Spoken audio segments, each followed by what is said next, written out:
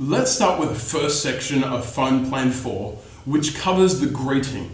Now, this might not be something that you need to write down or put information in this box. By the way, if you download the PDF version of the Phone Plan 4, you'll be able to go through this as we cover it in the video. But the first box is the greeting. Now, the greeting is where I talk about things like voice tonality, where I talk about building rapport. And so I believe it comes down to the 3 C's. The 3 C's are confidence, clarity, and credibility. You need to be confident over the phone. When you pick up the phone, you need to show that you are confident about the job that you're doing. You need to have confidence in yourself as a salesperson, but also in the product that you're selling. You need to have clarity as well. And what clarity is not keeping the customer on the phone all afternoon, but you need to have clarity in what you're actually saying. So you need to know what you're talking about. You need to have clarity of the direction of the call, of where you're actually going. And that's why Phone Plan 4 is going to help. And the third thing you need is credibility. And when I mean credibility is you need to be able to instill confidence in that customer, with the customer, that you're the right person to buy this car from. Maybe you've been in the industry a short amount of time, so you haven't got a whole stack of customer testimonies or that story of being in the industry for 10 years, 15 years, 20 years, and I'm going to be able to look after you like I've looked after all of my clients. But maybe you do.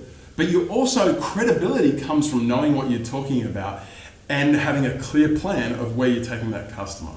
So what's the most important ingredient on the greeting? When you pick up the phone, I believe the most important ingredient is enthusiasm.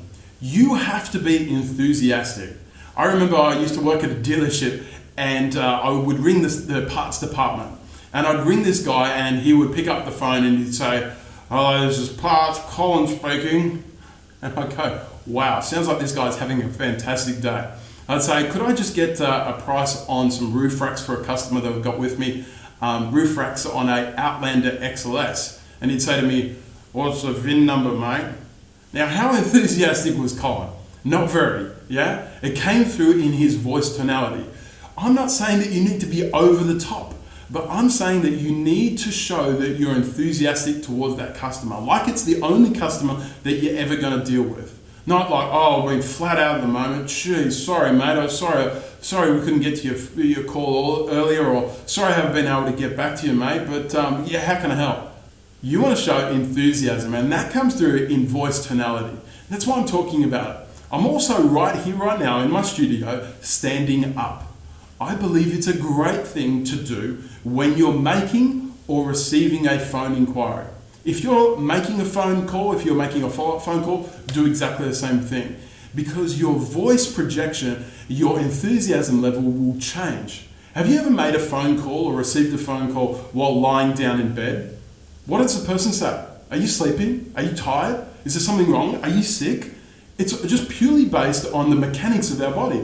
You don't open up your airways and you don't open up your vocal cords if you're lying down or alternatively sitting down. I don't think many of you in the dealership would be lying down while taking a phone inquiry, but I encourage you. It also focuses you, because if you stand up, you're not focused on what else is going on your computer screen or what's around you. Any of you pace? I'm a big pacer when I'm on the phone.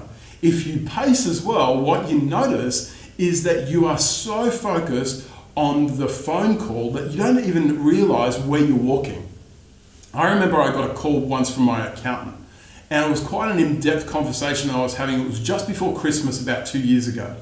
And I got this phone call from the accountant, and I was so in depth about and concentrating on that phone call that I was actually standing at the ATM drawing some money out for some Christmas presents that I was going to buy and give to my wife to spend. I was at the ATM and on the phone at the same time, and I drew out $800 cash. Then I continued the phone call and walked away.